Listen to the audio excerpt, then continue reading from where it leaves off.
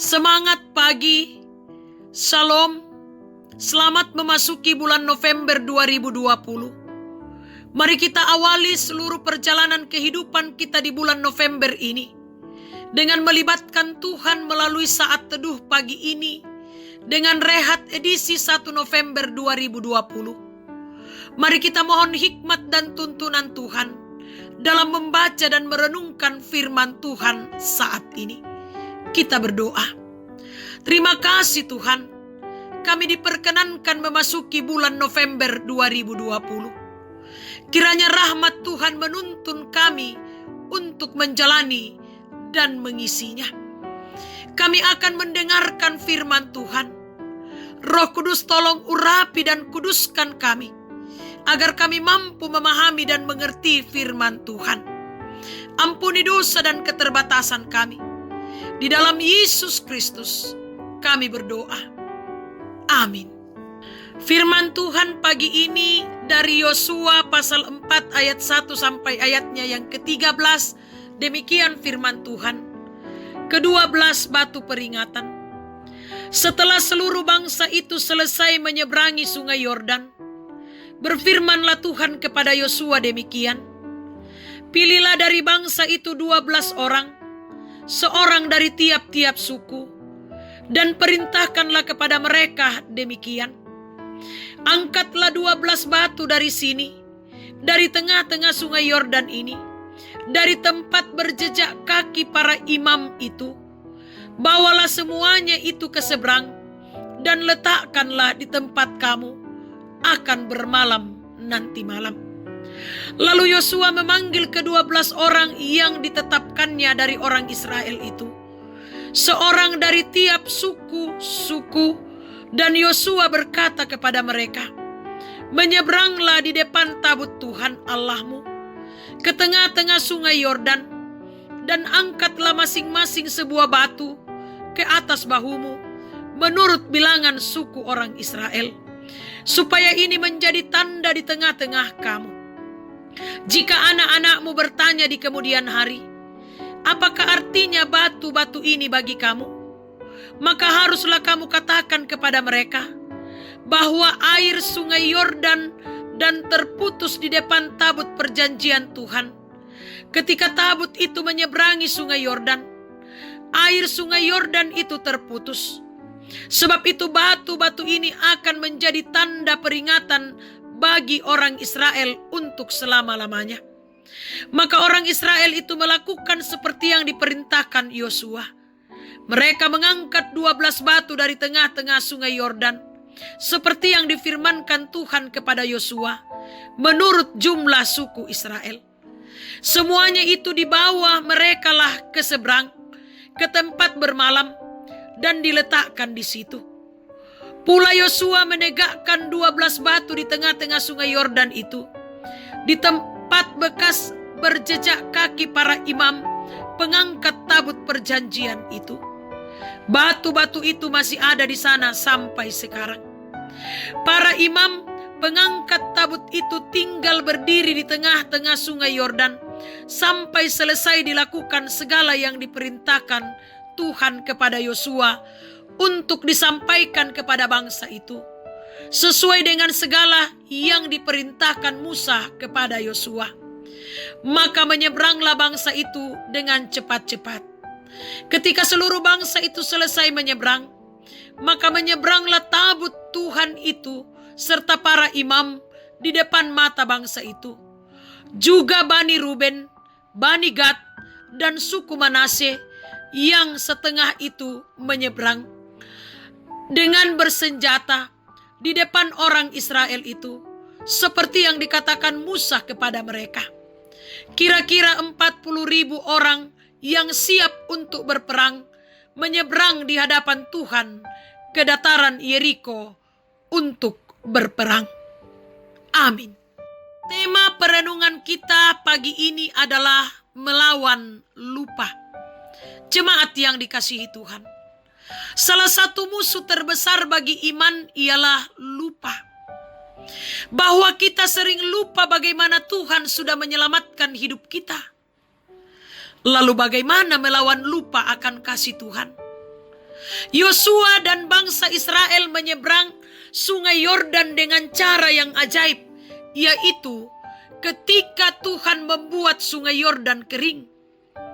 Sekitar 2 juta orang Israel bisa melewati sungai Yordan yang sedang dalam kondisi meluap dengan selamat. Tuhan tidak mau mereka lupa mengenai apa yang Tuhan lakukan bagi mereka di sungai Yordan. Tuhan sudah mengetahui bahwa bangsa Israel akan menghadapi banyak rintangan setelah mereka menyeberangi sungai Yordan. Tetapi Tuhan juga tidak ingin bangsa Israel merasa bahwa Tuhan pernah tidak menolong mereka. Oleh karena itu, Tuhan menyuruh mereka membuat sebuah tugu peringatan dengan 12 batu yang diambil dari sungai Yordan sebagai simbol wakil setiap suku. Jemaat yang dikasihi Tuhan, mungkin kita tidak bisa membuat tugu peringatan akan sejarah pemeliharaan Tuhan. Namun dengan praktek bersyukur setiap hari, maka kita tidak melupakan momen-momen penting yang dilewatkan, yang dianugerahkan Tuhan bagi kita.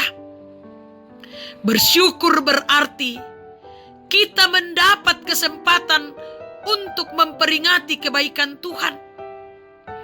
Tuhan Yesus pada perjamuan malam bersama murid-muridnya mengatakan, "Perbuatlah ini menjadi peringatan akan aku." Lukas 22 ayat 12. Setiap kita melakukan perjamuan kudus, kita mengenang kasih Tuhan yang besar dalam pengorbanan Yesus Kristus demi keselamatan kita. Karena itu, lawanlah lupa dengan selalu mengingat kasih setia Tuhan dalam setiap langkah hidup keseharian kita. Amin. Mari kita berdoa. Ya Bapa kami yang bertahta dalam kerajaan surga, Bapa yang senantiasa kami sapa Bapa di dalam Yesus Kristus, kepadamu kami datang tunduk seraya mengucap syukur atas segala tuntunan dan pemeliharaan Tuhan yang tiada pernah berkesudahan dalam hidup dan kehidupan kami. Terkhusus di pagi yang indah ini Tuhan, kami bersyukur dituntun oleh Tuhan untuk memasuki bulan November, bulan anugerah Tuhan. Kami percaya bahwa dengan tuntunanmu, dengan pengasihanmu, kami akan mampu menjalani dan mengisi bulan November ini dengan baik, seturut dengan kehendak Tuhan sendiri. Karena itu Tuhan perlengkapi kami dengan kesehatan, hikmat, kebijaksanaan, dan kemampuan, sehingga kami mampu menjalani kehidupan kami dengan baik, seturut dengan kehendak Tuhan di hari pertama bulan November ini. Berkati segala juang, karya, dan kerja, usaha, dan rencana-rencana kami Tuhan. Biarlah semuanya berjalan seturut dengan kehendak Tuhan sendiri, membuahkan hasil yang baik. Berkati keluarga kami Tuhan, anak-anak, cucu-cucu terkasih kami, orang tua kami, saudara-saudara kami, kekasih-kekasih kami. Biarlah ya Allah, mereka pun tetap dalam perlindungan dan kasih sayang Tuhan sendiri. Kami berdoa Tuhan, membawa ke dalam tangan pengasihan Tuhan akan majelis gerejamu, pengurus organisasi intragerejawi. Tuhan berkati dalam pelayanan-pelayanan mereka. Kami berdoa Tuhan menyerahkan ibadah hari Minggu saat ini ke dalam tangan-Mu. Kiranya Tuhan campur tangan di dalamnya, memberkati kami semua yang akan mengambil bagian, memberkati alat-alat live streaming yang akan kami gunakan, sehingga semuanya boleh berjalan dengan baik seturut dengan kehendak Tuhan sendiri. Berkati jemaat-Mu yang beribadah di rumah masing-masing, siapkan mereka Tuhan, biarlah mereka boleh mengikuti ibadah seturut dengan kehendak Tuhan sendiri. Kami berdoa Tuhan, membawa jemaat-Mu yang sakit, pulihkan dan sembuhkan, yang lalai ingatkan, yang berduka hiburkan, yang bersuka cita pun karena berbagai hal, sempurnakan sukacita kebahagiaan mereka. Kami berdoa Tuhan, buat para janda, duda, anak yatim dan piatu, orang tua dalam usia lanjut. Dampingi mereka dalam menjalani kehidupan ini. Tuntun mereka, arahkan mereka. Mampukan kami saling menopang di dalam doa dan pengharapan hanya kepada Tuhan sendiri. Berkati pemerintah kami, bangsa dan negara kami, sehingga aman dan tentram. Di dalamnya kami tetap memuji memuliakan nama Tuhan. Kami percayakan pergumulan pandemi COVID-19 ke dalam tangan Tuhan. Kiranya Tuhan sendiri yang akan menolong kami untuk menghadapi pandemi COVID-19 ini. Kuatkan, kokohkan kami dan yakinkan kami bahwa Tuhan mampu mengatasi pandemi COVID-19 ini. Iya Bapa, kami berdoa membawa ke dalam tangan pengasihan Tuhan saudara-saudara kami yang terpapar COVID-19. Kiranya Tuhan pulihkan dan sembuhkan mereka. Kami berdoa Tuhan buat tim medis, berkati mereka dalam merawat saudara-saudara kami yang terpapar COVID-19. Iya Bapa, perjalanan kehidupan kami hari ini kami mau pasrahkan ke dalam tangan-Mu. Kiranya semuanya berjalan seturut dengan kehendak Tuhan sendiri. Ampuni dosa dan keterbatasan kami. Dengarkan kami di dalam Yesus Kristus Tuhan dan Juru Selamat kami. Amin. Selamat pagi, selamat hari Minggu, selamat menjalani bulan November, karunia Tuhan. Tuhan Yesus memberkati kita semua. Soli Deo Gloria.